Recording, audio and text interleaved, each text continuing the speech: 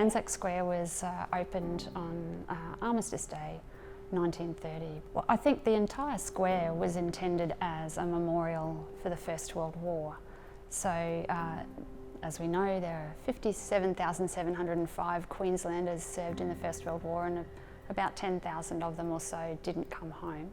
And the vision for the restoration of ANZAC Square was, in a way, to restore the square back to what it was originally envisaged as. So the three pathways represent the three arms of the Defence Forces and provide sort of three pathways towards the shrine, which is really the central focus of the square.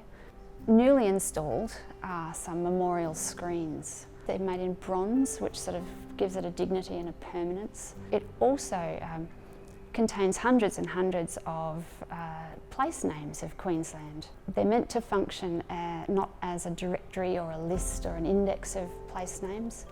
They're just meant to remind people that war happens to everybody, not just those who enlist, that the impact of conflict spreads through an entire community, and it really reinforces the idea that this square is a square for all of Queensland. It's not just a Brisbane square, it's our state memorial, so it reflects all of us.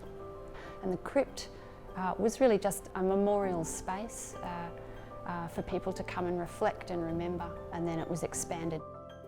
The idea with these galleries was to take us on a very simple chronological journey. So we start in the World War I Memorial Crypt. It was important to me that we told women's stories, that we told stories from people not just from the southeast corner. So World War II requirements turned out to be far larger than World War I. So the exhibition designers, we worked very collaboratively with them to come up with this idea of a plotting table. So we've got individual stories again, because I think they carry the most emotional impact.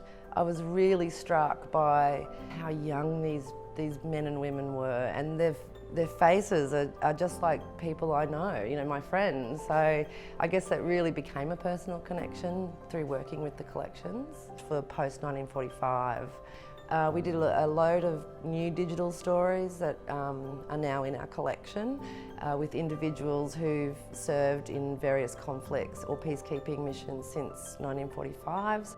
The three galleries take us through from that distant memory of the First World War into sort of living memory of the Second World War and then current service. We want to make exhibitions that are relatable and relevant and honour our service people, both past and present.